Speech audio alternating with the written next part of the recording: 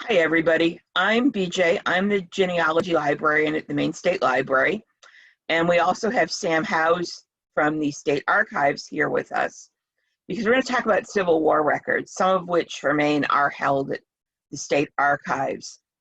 The Civil War, I'm guessing, maybe the most studied war in history. And if it's not, it's close to it. So that has two outcomes for genealogists. Well, actually, it's one outcome. There's a lot of records, which is good because there's a lot of records, but it's difficult because they're not all in one place, either physically or online. And in the next 45, 50 minutes, I can't cover it all.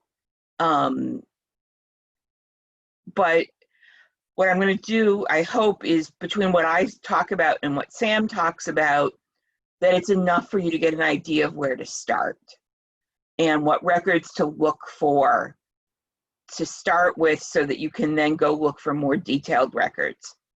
So let me first share my screen. Come on, there we go.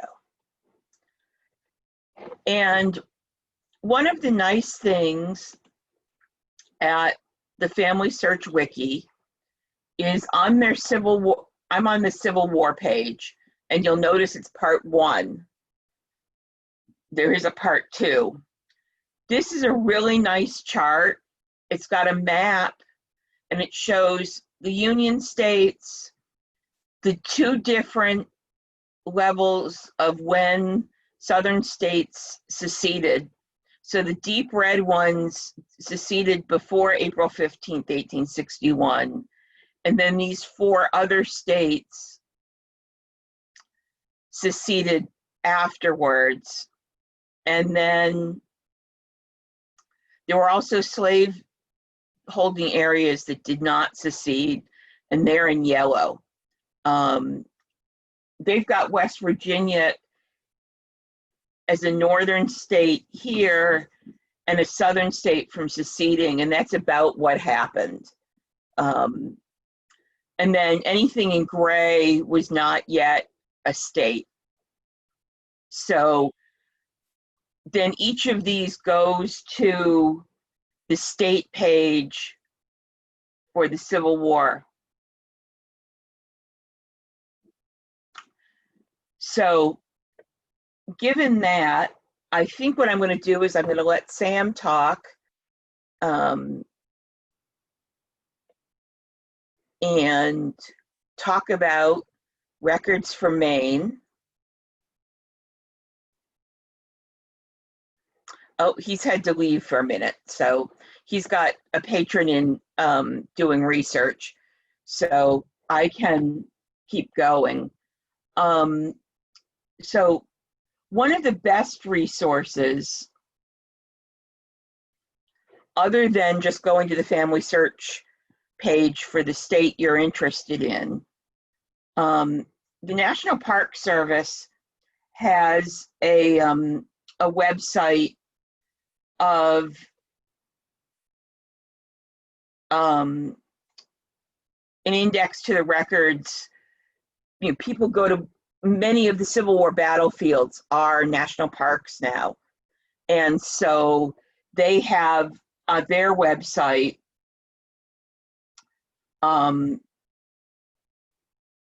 this search engine for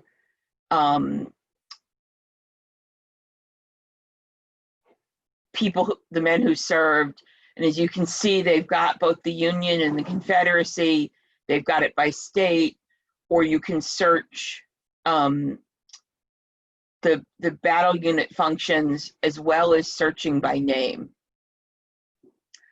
So if we look here for this William Butler, he served in the Confederacy. Come on. And they don't give a huge amount of detail, but it's enough that you can then go find the records about him. So if you're looking for somebody where you don't know if he served or not, or what unit he served in. You can use this as a way, and then here's someone who served for the Union in Illinois.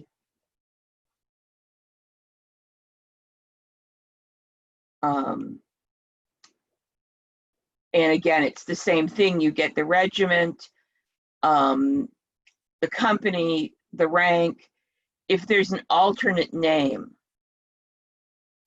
which can be helpful. So that's the Civil War database, which you can find going to the National Park Service, and then under stories, if you go, it's nps.gov/Civil War, will get you to all of their records about the Civil War, which, as I said, because it's many of these are, the battlefields are national parks, they have a fair amount. You can look and see here, they've got information about the places, the Underground Railroad, all sorts of interesting stuff. So that's worth looking at. This is back at the Family Search Wiki, and the page 2 describes most of the records and provides links to the records that genealogists are going to be interested in. And as you can see, you have Union casualty and cemetery records and so on. So let's take a look. One of the best ways to see if your ancestor served is if they were still alive in 1890. The one part of the 1890 census that really survives is the Union Veterans Census, which is available at Ancestry and Family Search. It's only supposed to be Union veterans, but a lot of places down south, they also included Confederate veterans. And then in 1910, 1930, and 1940, they did ask about whether somebody was a veteran and which war they had served in. 1940, it's only for a portion of the population, but for 1910 or 1930, it's for anybody in the census. There were also some state censuses that in the late 1800s asked the question about whether somebody was a veteran. And so if you aren't sure, that is one way to take a look and see, in addition to the National Park Service. So here's the census. So let's put in Putnam, and I'll show you what this was like. And so you get, here's someone out in Minnesota.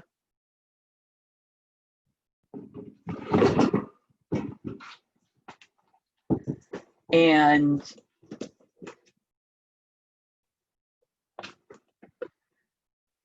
again, this can often help you figure out where they served, and when.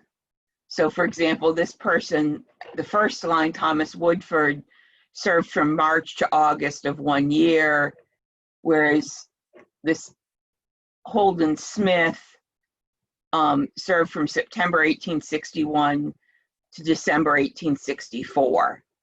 So you can see some of these men served a relatively short time, and it tells you what state. And the importance of this is, as you know, in the time after the war, a lot of people moved west. And so you can see here, this Lewis Putnam served in New York, but he's showing up in 1890 in Minnesota.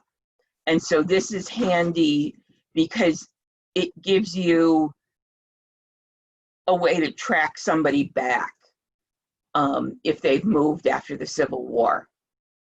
Does that make sense why this is worth looking at if your ancestor survived until 1890? Which is, 25 years after the war. So a fair percentage of the men who survived the war would still be alive. But many of these records are organized by regiment and company. So knowing this information can help you find their records. At fold 3, actually, let's do this in another order. Oh, and Sam is back. So before I go further, I'm going to stop sharing my screen. And I am going to, how do I do this?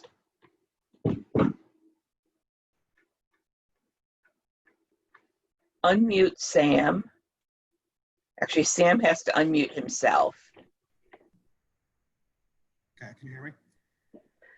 You're quiet, but I can hear you, but you might want to speak up. Let's see. I don't have a microphone on that. All right. Maybe it's the AC's going too. Is that better? Yes. All right. So, okay, so go ahead, and I'm looking to see, there's a way here to make you a co-host so you can share screens, but I'm not, so I'll look for that while you start I don't talking. have a screen to share anyway, so. Okay, I've made you a co-host, so you should be able to share your screen if you need to. Okay. So have you touched on it at all while I was stepped away? No, I've just talked about higher level stuff. So you talk about Maine and what the archives hold. So yeah, we have quite a few records actually for the time frame, really. They kept pretty good records there, but it was basically kept regiment by regiment. So it does vary the amount of records that we actually have per regiment. But a lot of them you'll find that we have the enlistment papers for the individual soldiers. Those are actually now online on Family Search. We actually weren't aware of that for quite a while, and then all of a sudden I was doing research on there and it came up and it's indexed, which was wonderful to find. And we also have the muster rolls are up there as well. We have them here at the archives, but they're big and bulky, so we actually generally request that people look at them there anyway. They are bad images. We're hoping at some point to re-image them in color, clearer, darker, so that people can read them, because right now they are difficult to read, but they're also difficult to handle because they're big and brittle. We also have some sort of other stuff, as I like to say.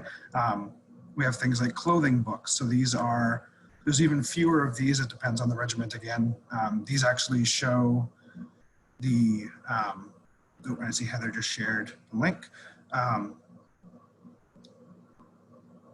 They actually show like the value of the uniforms and things that the soldiers received. So that's pretty, kind of just extra information, but it's kind of interesting to see if you're, especially from a genealogical perspective, when you're looking at the individual people. There's also the morning reports, which give a lot more information as well on the regiment. Again, that depends. It varies which regiments we have. Those collections are not digitized yet, but we also have a large set of correspondence. So this is kept in the Adjutant General's collection. So there's basically two groups. There's the oh yeah, another link that Heather just shared with some of that correspondence. And so there's two groups. There's the municipal correspondence and the regimental correspondence. And so the regimental correspondence is organized by regiment and then chronologically, and it really focuses on sort of the organization of the militia, talking about bounties and things like that. And the municipal correspondence sometimes talks about the bounties by the towns, but also has a lot of correspondence of people who are writing in about their family who is serving in the militia. So there's a lot of interesting stuff there as well about them needing support back home. And so the basic way that we begin our research here is there's also the Civil War soldier index cards. And I believe those are also on Family Search. And that really is the basis for starting to do research on an individual. It's arranged alphabetically by the soldier, and then it tells you what regiments they served in, their enlistment date, that they were discharged or died. And it also tells you which pages to look at on the muster rolls. So if you need to go back, if you want to look at the muster rolls, it tells you which pages to look at specifically where that person was listed. Those were made from the muster rolls. So sometimes a person might have two cards if they weren't able to definitely say that it was the same person. So it's always worth checking to make sure if it looks like a duplicate, it may actually be the same person. And then you have to kind of do some more research to figure that out. That's kind of the basics. I don't know if I have much more detail to add to that. I don't know, Heather, do you have anything by any chance? Or BJ, if you could think of anything that. Hello. Hi, Heather. Heather also Hey, works at BJ. the archives. Yeah. So yeah, Sam did a great job describing some of the collections that we have. We do have the most comprehensive Civil War collection of all the states, which is kind of astonishing to people.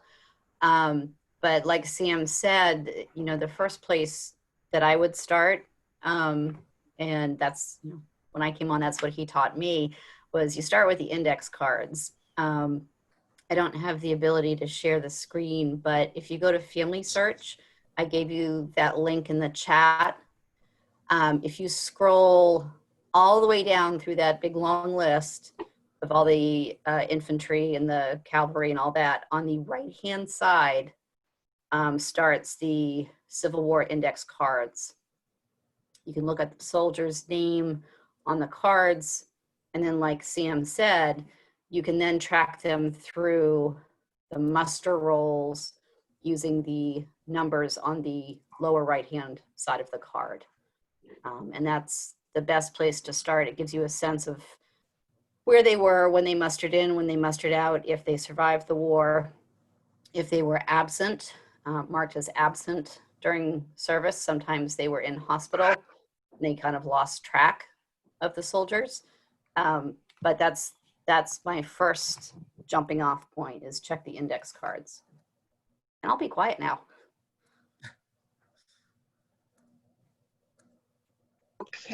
Okay, I am going to share my screen again. And I'm in the Family Search catalog. And I've put Maine State Archives in as the author. Yeah. And so you get various things like here, Maine military records. And there's a hospital list of the Civil War soldiers. Let's scroll down further. It's down here somewhere.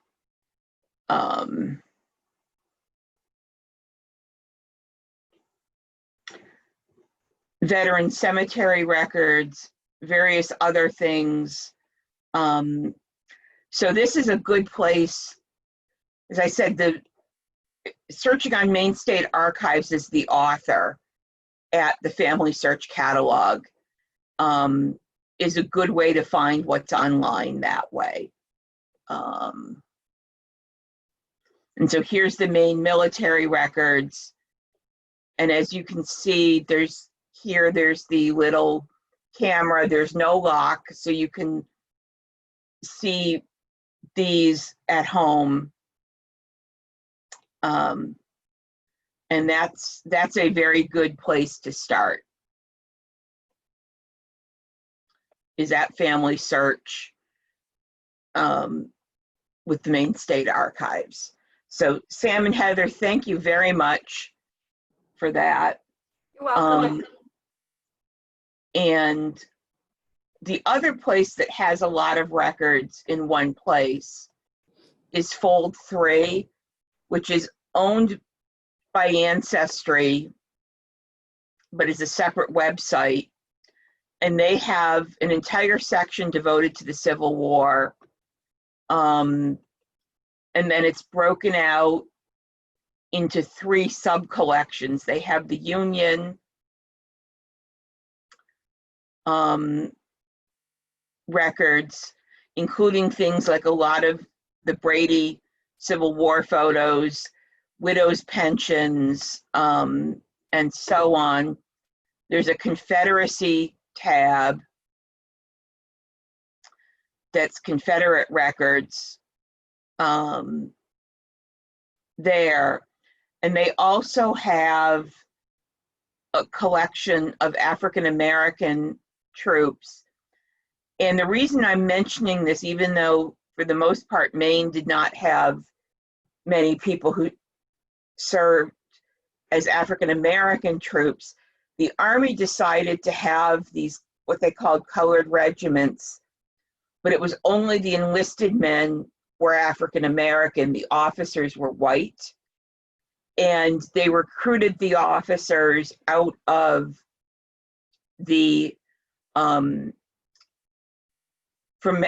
primarily from abolitionists' families in Massachusetts. So for example, I have a several greats uncle who served as an officer in one of the colored regiments, even though he was probably as white as I am. So don't rule out looking there, especially if you have family from Massachusetts who were active in the abolition movement. That's where the federal government recruited the officers for the African American regiments. So as I said, if you're really, you can get a free trial, which is what I'm in the middle of at Fold 3, to see if they've got what you want. And a month subscription is $8 or $10. So if you're really looking for Civil War records, it's probably worth doing at least the free trial, because there's a good chance they'll have something, because they have a lot of information. So that's one of, and they really do focus on military records.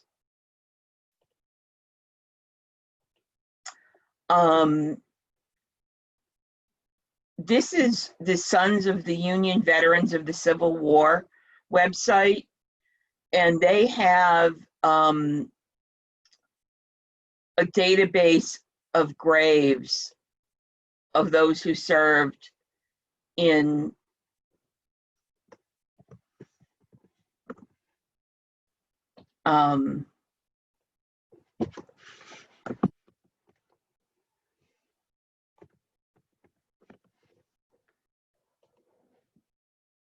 who died in the Civil War, or no, who served, because it's not only people who died, it's if they lived. And so here's somebody who died. He was born in 1846 and died in 1928.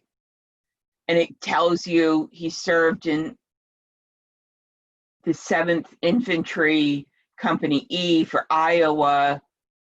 But the gravestone is in Billings, Montana.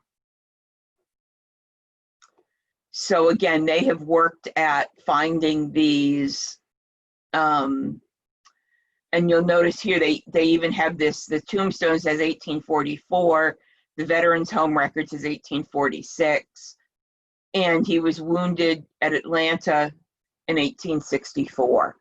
So that gives you some information that you could then follow up on. So this is essentially the Civil War equivalent of the DAR or the Mayflower Society.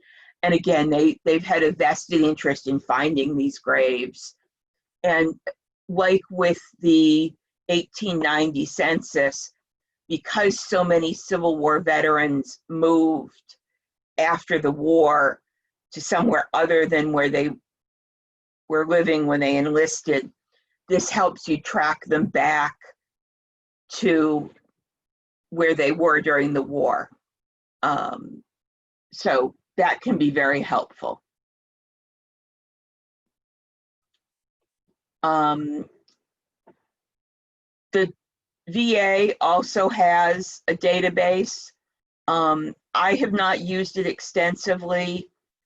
My understanding is from a friend who does a lot of Civil War research that they start with the other one, the Sons of the Union Veterans, but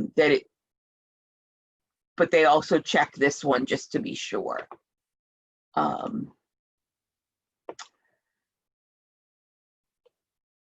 This is another database. This is at Family Search of headstones. And these were provided, the actual headstone was provided to veterans from 1861 to 1903. So again, it's a database with that kind of information because that's what you need to, if it tells you the regiment, that will help you find other records. There is an inventory, basically, of the names of the men who died. It's online at Google Books and other places. It's called Roll of Honor, Names of Soldiers Who Died in Defense of the American Union. And it's published from 1865 to 1871, so it's right after the war. And my understanding is it's relatively complete for those who died in the war.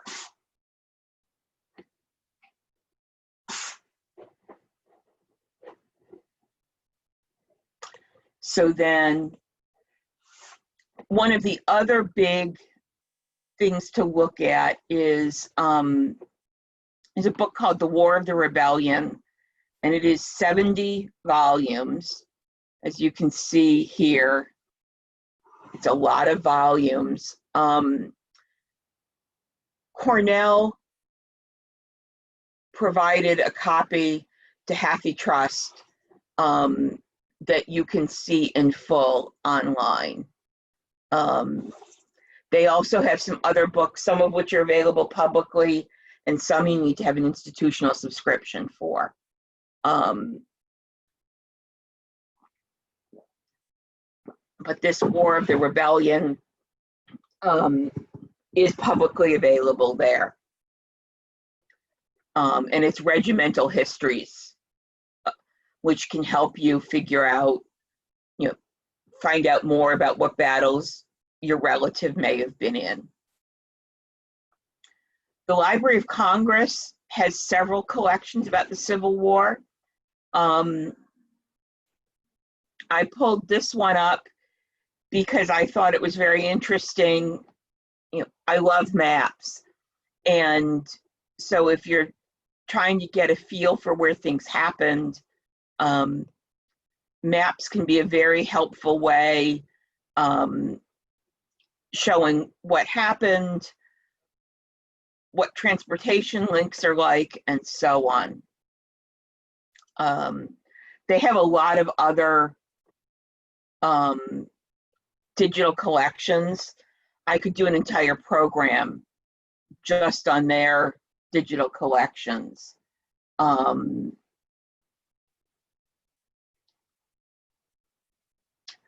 as you can see, there's a lot more here about that era if you're interested in just general information about the Civil War.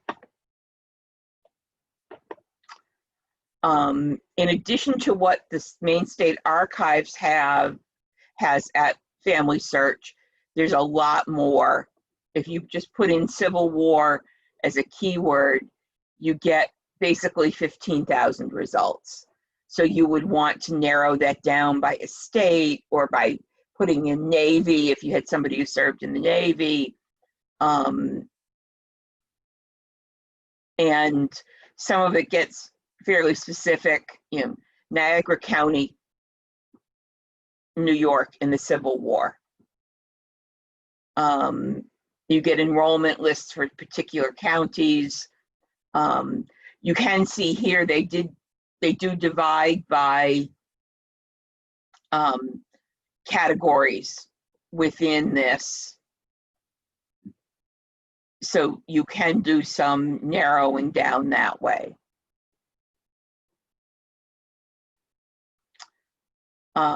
That's the Maine State Archives there. There was a report done every year, and we have these at the library. They're about 3 inches thick.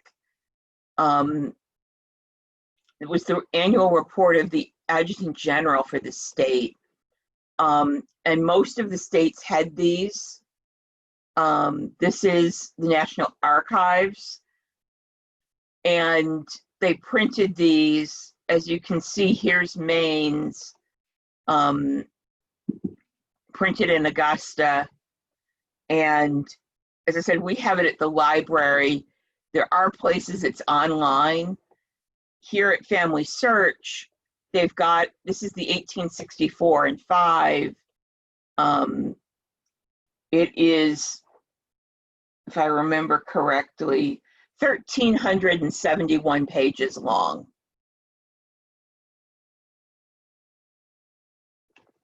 So if we go to a random page,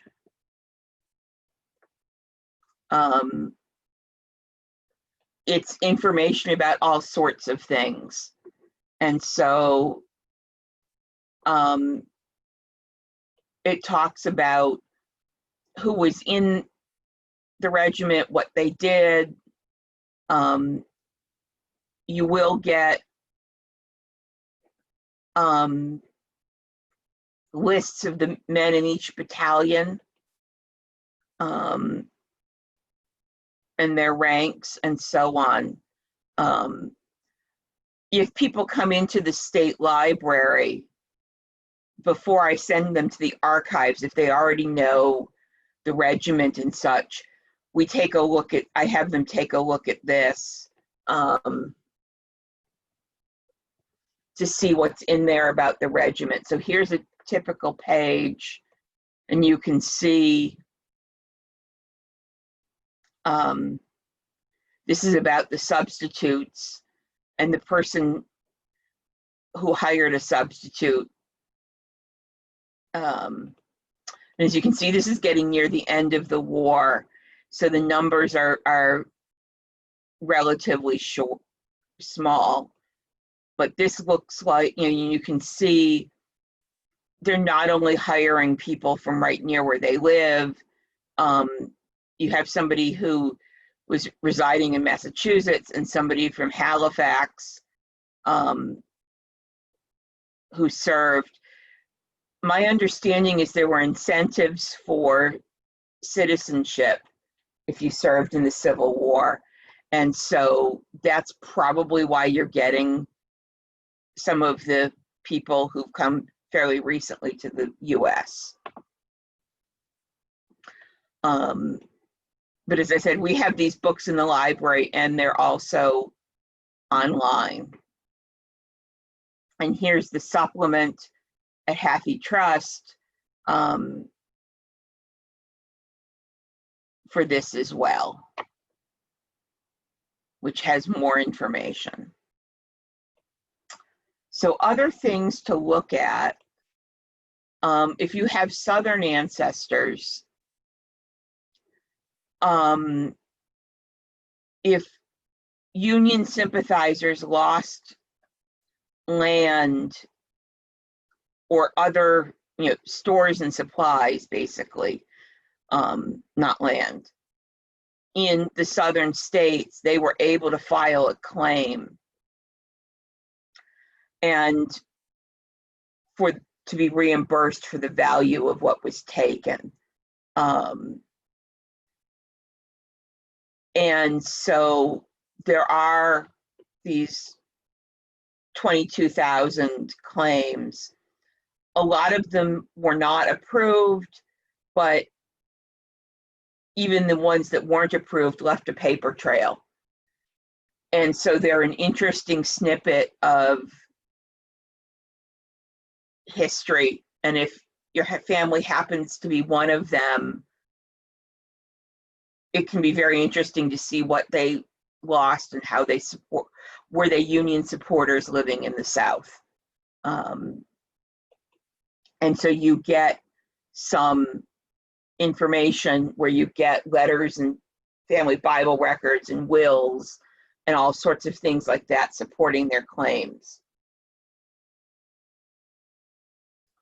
And you may not have somebody who's the actual claimant, but the neighbor who testified to find your ancestor that way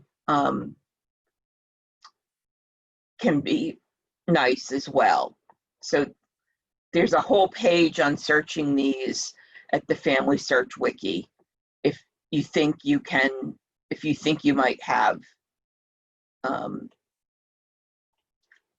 Southern ancestors who were Union sympathizers. So that's the overview. I know it's a lot of information, but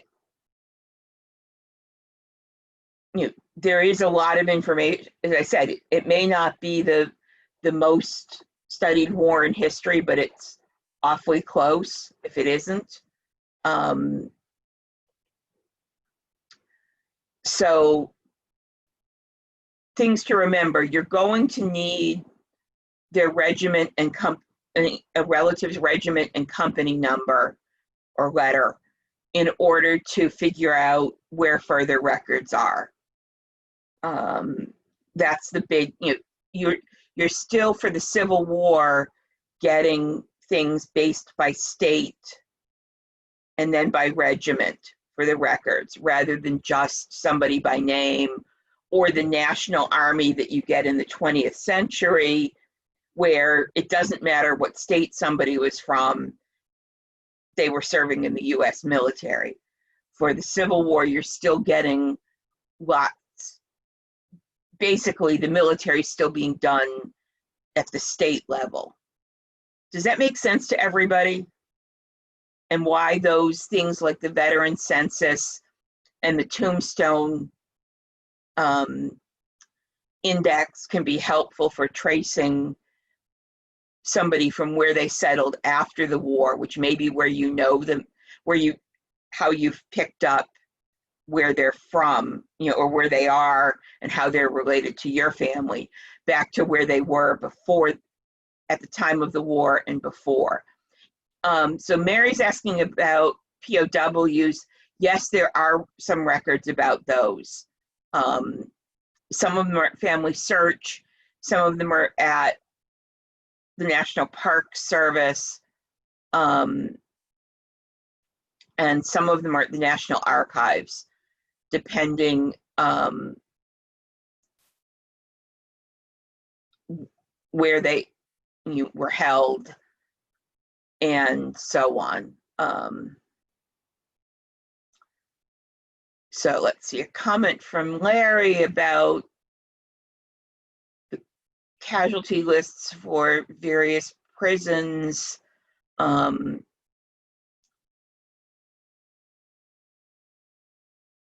yes, there, you know, and there were lots of them, and a lot of them died in the prison camps for both sides, is my understanding.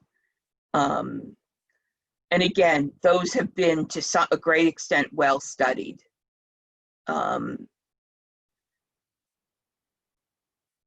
know, people, one of the benefits of people being interested in the Civil War for reenactment, for history, and so on, is these records are being preserved and indexed and digitized.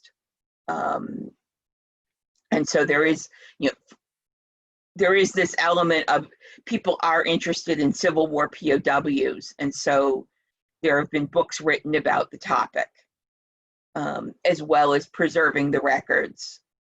So that's a good thing to keep in mind. So at this point, any other questions? I know it's a lot. I know this is a high-level overview, but I wanted to show you the sorts of things that exist, and sort of the finding aids for finding where to go, more than the actual records, because you're also going to find that what's available and where it is varies by state. So for example, Maine has made a lot of what is held at the archives available at Family Search.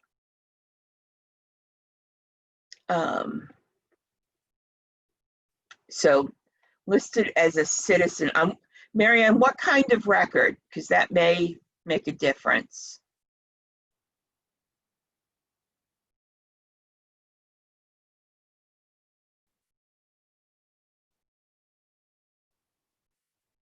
On fold 3. So it may be citizenship papers coming from their service. It may be checking that somebody is a citizen. It's hard to know without more context. I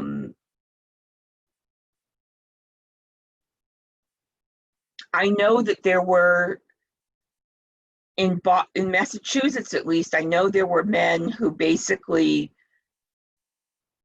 serving in a field hospital. I don't know in that case what that would have actually meant. I'd have to take a look. If you could email me details about what you're looking at, I will take a look and see if I can figure out why it said citizen. Okay? I don't know off the top of my head.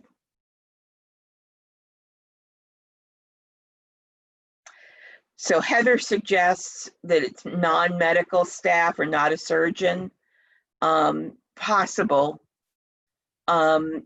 Citizenship wasn't as big an issue at that point. I mean, really the only difference at that point between being a citizen and not was voting. So he was a doctor.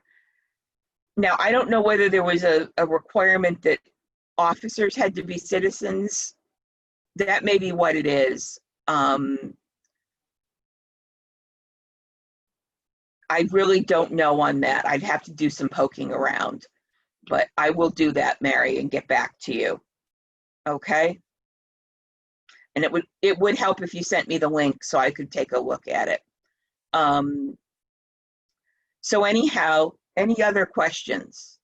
And feel free to unmute yourself and ask, or type a question in.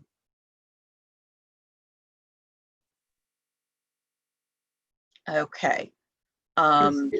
Is there a database for the photographs, the tintypes that had come into vogue during the Civil War, and they carried them or gave them away? Yeah, I don't know. There's no real overall database. I know, for example, let me pull it up and then I will share my screen.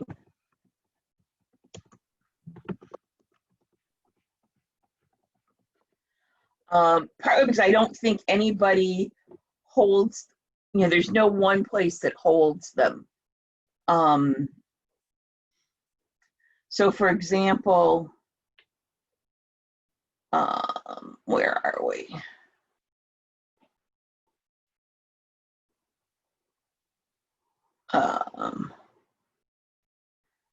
So the Maine State Archives on their website, and let me share my screen.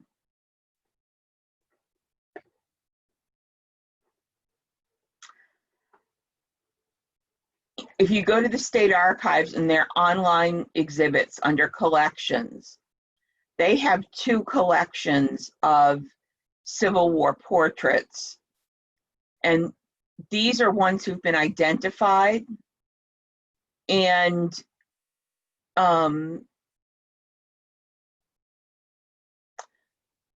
ones that were sent, that the State Archives hold. But there's also, these are unidentified, and so they don't know who they are. So I think that,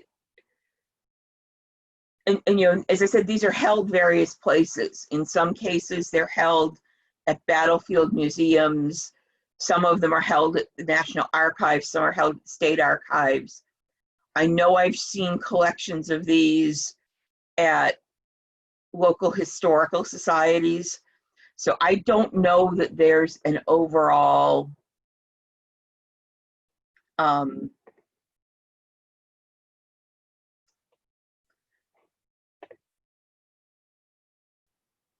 collection, index, because there's no overall holding, place that holds them. Yeah, that's okay, Sam. I understand forgetting things, because trust me, half the time when I do these, I get off afterwards and go, oh, I meant to talk about such and such. Which is why I often have an index card with my notes here to make sure that I'm not forgetting something. But yeah, these portraits are great. Let me pull up a couple and share my screen again.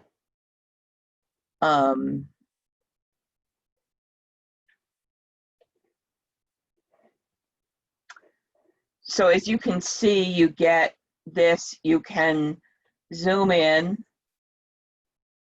So this is Private Frank M. Adams of the 24th Maine Infantry, Company B.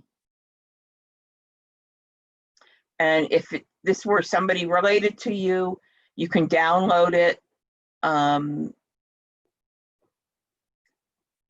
if we go back, we can click on somebody else. And this is Captain James Alden of the U.S. Navy on the USS Brooklyn. And again, we can focus in. And I could download it if I wanted to. So that's really helpful. And it looks like they have a bunch who are not identified. So if we look at this one, that's actually a building, which I would think somebody would be able to recognize if it's here in Maine. But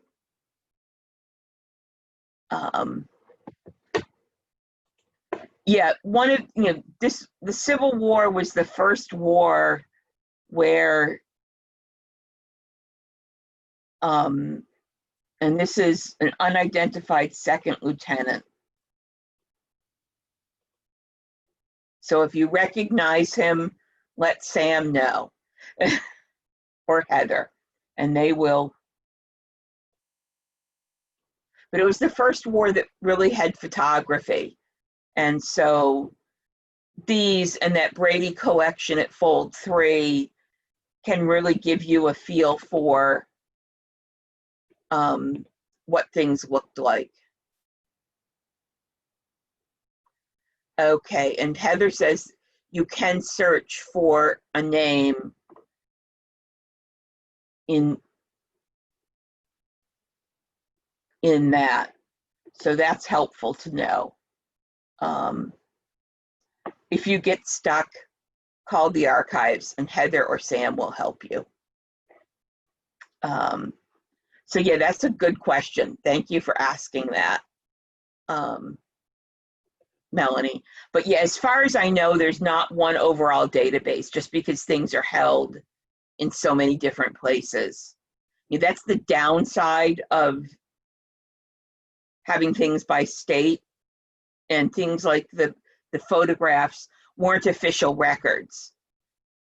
And so they do end up at historical societies and places like that.